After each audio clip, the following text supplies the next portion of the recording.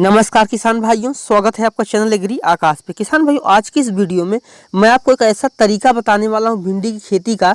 अगर आप वीडियो में बताई गई जानकारी के हिसाब से भिंडी की खेती करते हैं तो एक बार अगर आप भिंडी लगाएंगे तो अगले 7 से 8 महीने लगातार आप भिंडी से उत्पादन ले पाएंगे। जो फल की गुणवत्ता होगी वो भी काफ़ी ज़्यादा अच्छी होगी, पौधे में रोग भी नहीं लगेंगे। तो ये सारी जानकारी जो मैं आपको बताने वाला हूँ इसको आप पूरा देखिएगा। चैनल पे पहली बार आए हैं, चैनल को सब्सक्राइब कीजिएगा। चलिए शुरू करते हैं। किसान भाइयों, किसी फसल को अच्छे तरीके से उगाने के लिए इसमें मिट्टी काफ़ी ज़्यादा जरूरी होती है। किसान भाइयों, भिंडी के लिए जो सबसे अच्छी मिट्टी होती है वो हल्की दोमट मिट्टी होती है। उसके बाद आप रेतीली मिट्टी में भी कर सकते हैं, चिकनी मिट्टी में भी कर सकते हैं। ये इसके लिए काफ़ी ज़्यादा अच्छी मिट्टी होती है। बाकी आमतौर पे आप सब मिट्टियों में कर सकते हैं, लेकिन अच्छा उत्पादन लेने के लिए आपको यही मिट्टी चाहिए होती है। खेत ऐसा आप चुनाव करें जहाँ से पानी निकलने की व्यवस्था हो और मिट्टी में अच्छी मात्रा में कार्बनिक पदार्थ तो होने चाहिए। अगर बात करें मिट्टी के पीएच मान की, तो मिट्टी का जो पीएच मान है वो 6 से लेकर के 6.5 तक का जो मिट्टी का पीएच मान होता है वो काफ़ी ज़्यादा अच्छा होता है। ध्यान रखें, ज़्यादा नमक वाली मिट्टी में इसकी खेती आप ना करें। अब हम बात करते हैं खेत की तैयारी की। किसान भाइयों, अच्छा खेत तैयार करने के लिए आपको 4 से 5 बार गहरी जुताई करनी चाहिए। उसके बाद उसमें हमें 2 से 3 बार पाटा लगा करके खेत को समतल करना चाहिए। फिर उसमें आपको आखिरी जुताई जब करने जा रहे हो उस समय आपको उसमें 100 से 150 कुंटल जितनी आपके पास गोबर की खाद हो आप डाल दीजिए। जितनी ज़्यादा आप गोबर की खाद डालेंगे रासायनिक खाद की ज़रूरत उतनी ही कम पड़ेगी। उसके बाद किसान भाइयों, सड़ी हुई गोबर की खाद को अच्छे से मिलाने के बाद आप उसमें रोटावेटर से एक बार जुताई कर दीजिए और उसके बाद अब हमें उसमें बेड बनाना है। किसान भाइयों ध्यान रखें, जब भी आप भिंडी की खेती करें बेड विधि से ही करें। जब आप भिंडी की खेती बेड विधि से करते हैं तो आपकी जो भिंडी हो ज़्यादा समय तक चलती है और क्यारी और बेड में बहुत ज़्यादा खर्चे का अंतर नहीं होता। बेड बनाने में थोड़ा बहुत ही खर्चा आता है। किसान भाइयों, जब बेड बना रहे हो तो आप ध्यान दें कि जो एक बेड से दूसरे बेड की दूरी होने वाली है वो 60 से 70 सेंटीमीटर की होने वाली है, जिससे कि बीच में नाली होगी जिससे पानी हम डालेंगे, सिंचाई भी करेंगे और पानी निकलने की भी व्यवस्था होगी। क्योंकि अगर हम 7 से 8 महीने तक लगातार उससे उत्पादन लेंगे तो हो सकता है बीच में बारिश भी हो, ज़्यादा गर्मी भी हो। तो इन सब समस्याओं को मैनेज करने के लिए हम बेड विधि से ही करेंगे। किसान भाइयों, उसके बाद बात आती है हमारी कि बीज कितना लगेगा और बीज का उपचार कैसे करेंगे। किसान भाइयों देखिए, भिंडी की खेती करने के लिए आपको अलग अलग समय पे अलग अलग बीज लग सकता है। क्योंकि इस वीडियो में मैं आपको जो तरीका बताने वाला हूँ इससे आप बरसात में भी कर सकते हैं, गर्मी में भी कर सकते हैं और सर्दियों में भी कर सकते हैं। तो आपको लगभग 4 से 6 किलो बीज की ज़रूरत होती है।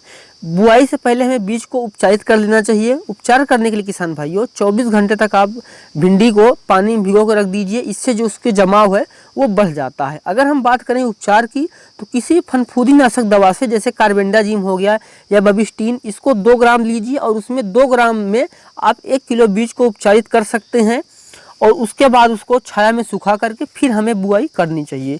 किसान भाइयों, अब हम बात करते हैं कि बुआई का सही तरीका क्या है। किसान भाइयों, जो बुआई का सही तरीका होता है, अगर आप बरसात के लिए भिंडी खेती कर रहे हैं तो आपको 1 जून से लेकर 5 जुलाई तक इसकी बुआई कर देनी चाहिए। अगर आप गर्मियों के लिए कर रहे हैं तो आप 20 जनवरी के बाद आप फरवरी मार्च तक इसकी बुआई कर सकते हैं। बाकी आप अक्टूबर नवंबर में भी इसकी बुआई कर सकते हैं। इन तीनों समय को मैं इसलिए बता रहा हूँ क्योंकि मैं जो वीडियो में तरीका बता रहा हूँ अगर आप इस तरीके से करते हैं तो साल में आप कभी भी भिंडी की खेती कर रहे हो आप एक रिकॉर्ड तोड़ उत्पादन लेके आएंगे। बुआई के समय किसान भाइयों आप ध्यान रखें कि जो पौधे से पौधे की दूरी है उसको 15 से 20 सेंटीमीटर की रखें और जो लाइन से लाइन की दूरी है इसको आप 40 से 45 सेंटीमीटर की रखें। बीज को ज़्यादा गहराई में ना बोएं, बीज को आपको लगभग 1 इंच की गहराई में ही बोना चाहिए, जिससे जो बीज की जड़ें हैं वो भी अच्छी जाती हैं और पौधे का भी अच्छा विकास होता है। उसके बाद आती है खाद की बात। किसान भाइयों, खाद एक काफ़ी इंपॉर्टेंट पार्ट है क्योंकि इस वीडियो में आपको जो पूरा खाद का शेड्यूल बताने वाला हूँ कि कब कौन सी खाद कब कौन सा स्प्रे करना है। इसी वजह से कई किसान भाइयों को जो खेत में बहुत पहले रोग लग जाते हैं और फसल रोग के कारण बर्बाद हो जाती है और वो एक अच्छा उत्पादन नहीं ले पाते हैं। तो इसको आप बहुत अच्छे समझ लीजिए। चलिए बात करते हैं। किसान भाइयों, आखिरी जुताई जब चल रही हो उसी समय आपको 1 एकड़ खेत में 40 किलो यूरिया, 35 किलो डीएपी और 25 किलो पोटास हम जो लेंगे वो एमओपी पोटास होगा, ये हमें डालना चाहिए। और अगर आपके पास किसान भाइयों खेत जो है आपका उसमें जिंक की कमी है तो आपको 5 किलो जिंक सल्फेट का भी प्रयोग करना चाहिए किसान भाइयों।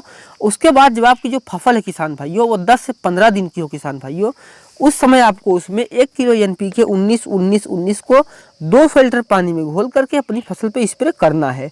इसको क्यों करना है वो भी समझ लीजिए किसान भाई। जो आपका पौधा है जिस समय छोटा होता है उस समय उसको 3 पोषक तत्वों की जरूरत पड़ती है। पहला है नाइट्रोजन, दूसरा है फास्फोरस और तीसरा है पोटेशियम। पौधे को जो शुरुआत होती है तो उसको इन्हीं 3 तत्वों की जरूरत होती है। जब आप इसको स्प्रे के माध्यम से दे देंगे तो आपका जो पौधा है वो काफ़ी तेज़ी से विकास करेगा और उसमें काफ़ी अच्छे से कल्ले निकलने शुरू हो जाएंगे।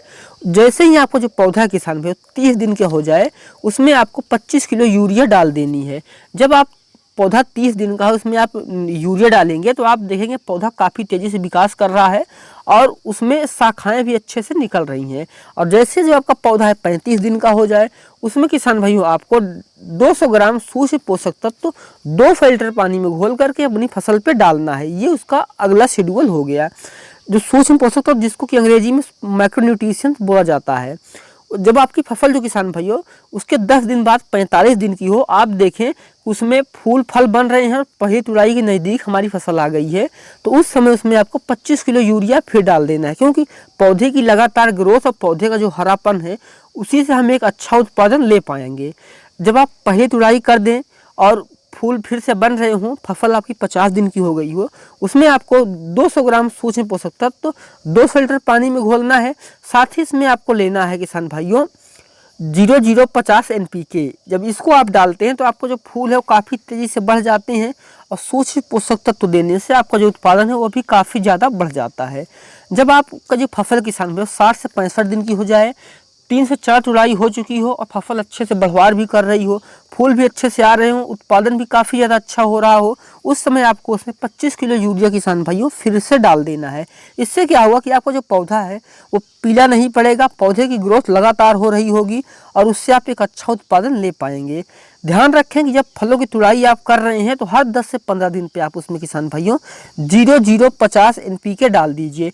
ये जो होता है किसान भाइयों इसमें पोटेशियम होता है जिससे जो फल है उसकी थिकनेस काफ़ी ज़्यादा अच्छी होती है और फल का कलर काफ़ी ज़्यादा अच्छा होता है, जिससे कि आपको जो मार्केट रेट है वो भी अच्छा मिलता है, साथ ही उत्पादन भी ज़्यादा होता है। 0050 आप जब भी डालें 2 फिल्टर पानी में घोल करके 1 एकड़ की फसल पे स्प्रे करें।